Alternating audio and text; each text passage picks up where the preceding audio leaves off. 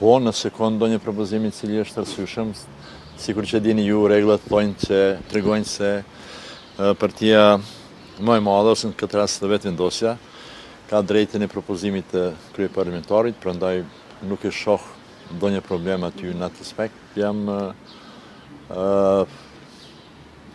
besimtar të krijimin e një qeveri me të cilin partia më e madhe, sikur që prapë po them, kjo është shumë e rëndësishme që të kuptohet se partia politike e cila e ka marrë pothuajse gjysmën e ulëseve të cilët takojnë Komunitetin Shqiptar, normalisht që është adresa e duhur për krijimin e institucioneve.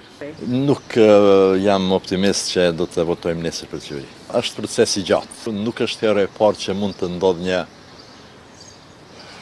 ngjerç të shkurt.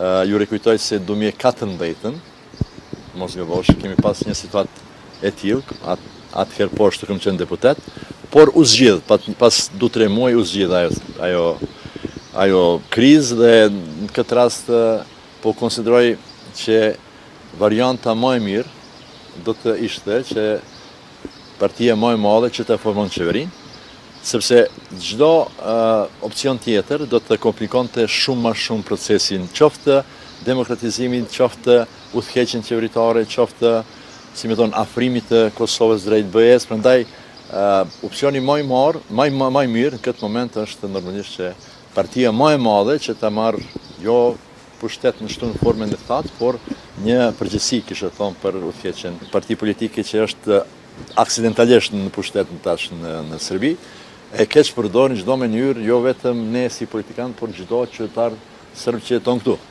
Te keni pas rastin që të shohni dhe ju par dje kur ka ndodhi ai demonstrata, mitingu I madh në Serbi, krejt ata njerëz që kanë shku prej Kosovës kanë qenë shantazhuar. Secili prej tyre, do thotë të gjithë ata që kanë shku në Beograd kanë qenë shantazhuar.